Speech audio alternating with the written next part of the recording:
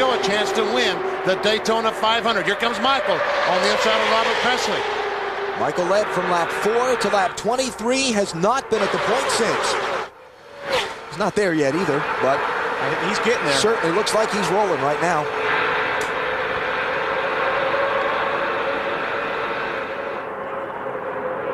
Elliott Sadler to block. Lap cars mixed in there.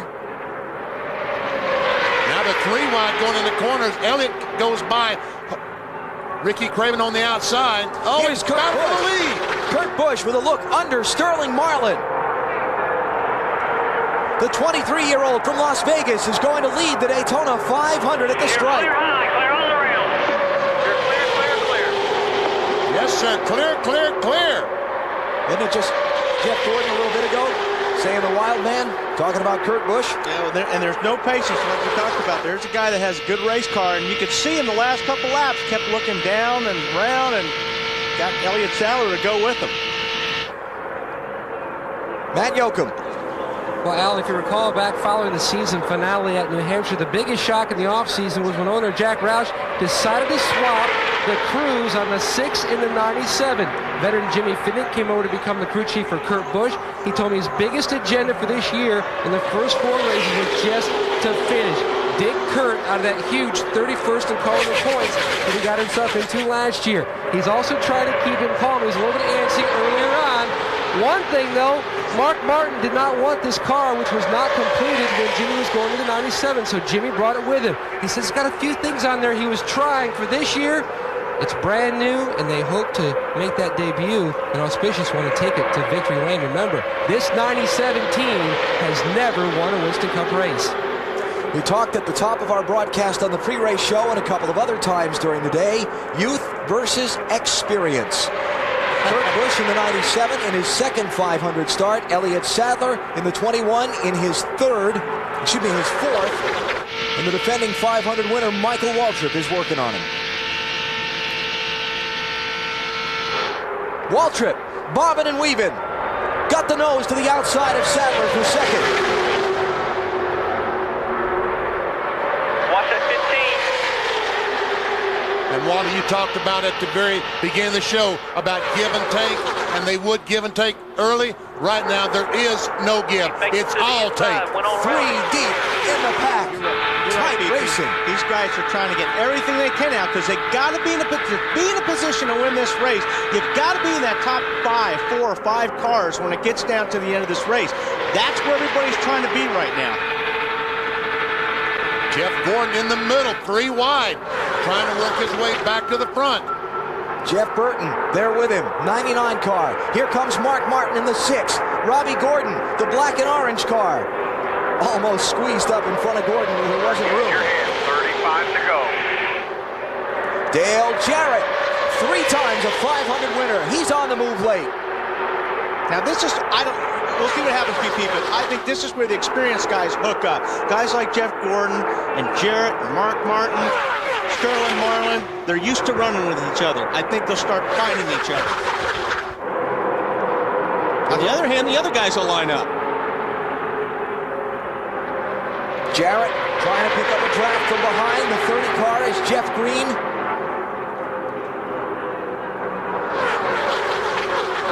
Looking ahead from Robbie Gordon's car.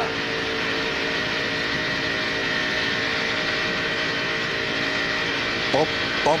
Goes up and bumps the back of the 30 car. But you want to do that when these cars are in a straight line. You can't afford to do it when they're going in the corners. Look at this racing. 3 deep, 5 rows stacked up. The patience went out the window a couple laps ago. Oh, that's a thing of the past. Dale Jarrett clearly to 3rd. Kurt Busch bobbing to try and break the draft on Michael Waltrip. Michael with the push from Jarrett. Yeah, I think Kurt is about ready to get a move put on him because I think wherever Michael goes, Dale Jarrett's going to go with him.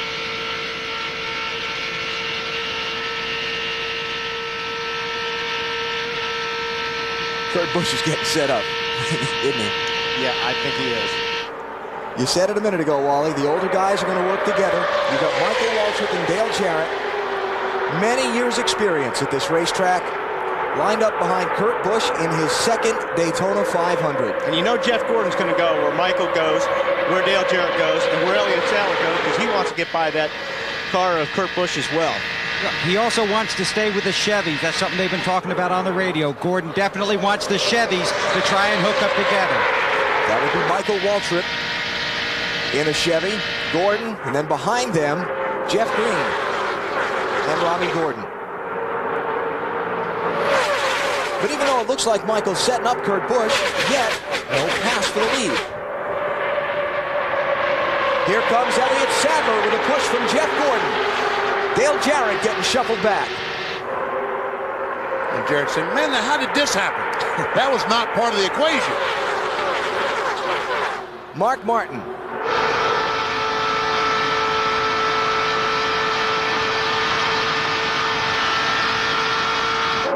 Running fifth is Mark. Here comes Sterling Marlin. He's trying to get a push by Jarrett from Jeff Green and Robbie Gordon. And Jarrett loses a couple of more spots. And they're trying to get by that 97 car VP, but just like you said, it's hard to pass. Michael might have a run now coming off turn 4. Nope. I thought he had the nose under the 97 car. Couldn't quite make it. Ooh, Rusty Wallace squeezing in front of Robbie Gordon.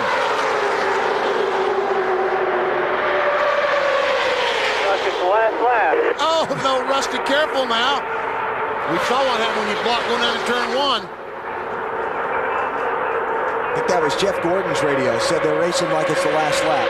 Hey, track position is everything. It may be the last lap if you can get front. Now, Kurt Busch did not stop on that caution. Michael Waltrip has fresher tires. Much of a difference? I always say tires make a difference. Especially as warm as it is today, I think it will make a difference. But still, it's all your buddies who's going to make the biggest difference on this deal. If you pull out, if they go with you. Big traffic jam off turn 4. You know, here's the worst part. It seems like it's you can pass back around second and third. It's the lead that's so hard to get by.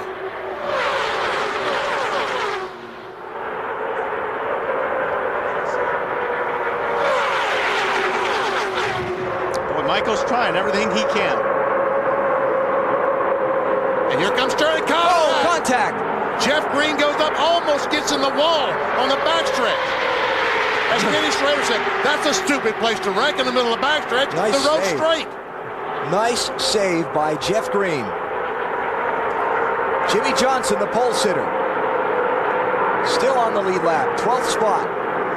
Here's Jeffrey Bodine, the 09 car, right behind Jimmy Johnson. Is Jimmy Johnson's car loose or what? Does he have a... Almost looks like he's got a tire going down. Johnson hits Jeff Green. He's in the grass. I think he had a tire going down there. If he didn't, he does. Keeps it off the wall. Left rear flat. Left rear tire's flat. Okay, bud. Caution's out. 7th one of the Daytona 500. And sets a critical decision in the hands of the crew chiefs. Do I stop? Take those tires. No way. No one is going to give up track position now. No one. Some cars farther back, not on the lead lap, trying to race their way to the start-finish line. No one will succeed. And we go under the yellow flag once again. Careful, Jimmy. Something was loose before that. I just thought it was the air. Something's up on her back of this thing. Yeah, Jimmy, the left rear tire's flat. Yeah, you can watch here. I was watching right through here, right there on the bottom. You see his car just starts getting a little bit sideways. He was losing the left rear tire. And right about here, it really went. Probably that's where it dropped down on the inner liner. And is that Jeff Green that does a tremendous job What in a saving drive. that car? Yeah.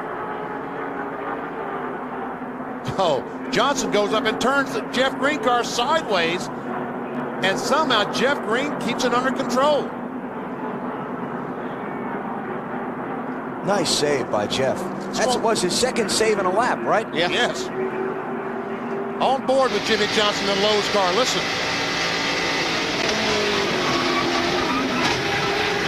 turn. Hang on, buddy. No, don't worry. He's hanging on. You have to tell him that. I did that. Let's go on board to Bill Elliott and watch this.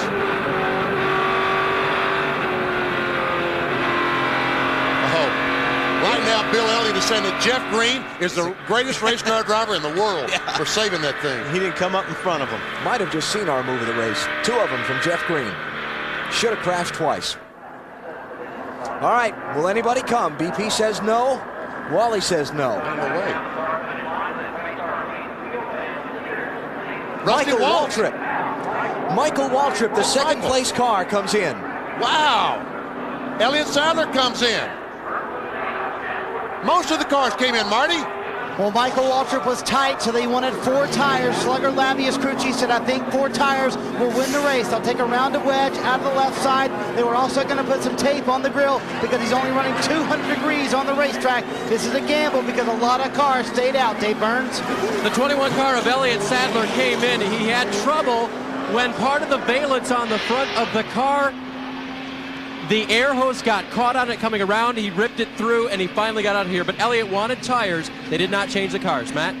Dave, Dale Jarrett already came in for service, and he's already heading back out of the racetrack. He felt like he had a tire going down. He said his car was very loose. He felt like he hit some debris.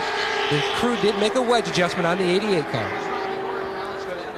Kurt Busch stayed out. Jeff Gordon stayed out. Sterling Marlin and Ryan Newman stayed out. Others coming on to pit road under the caution for this crash down in turn 1.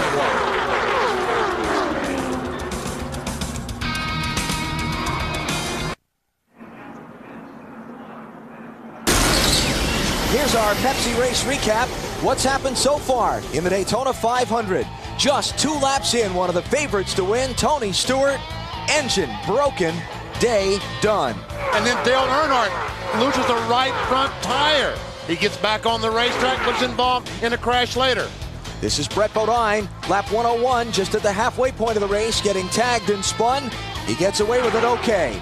And then Shauna Robinson in 49 and Mike Skinner made contact off turn 2. Big story of the day, Kevin Harvick and Jeff Gordon tangle racing for second. By the time it's done, 18 cars are involved in the melee down in turn 1. All the drivers okay, but it started because of blocking. Harvick trying to defend his turf on Gordon. They both wanted the same spot of racetrack.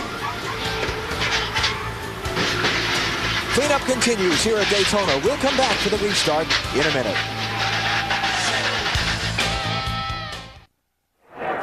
Back at Daytona, there'll be 24 laps to go as they come to the green with Kurt Busch, the 23-year-old from Las Vegas, leading the Daytona 500 in just his second try. First 4 on the track, and that left-hand lane did not stop for tires.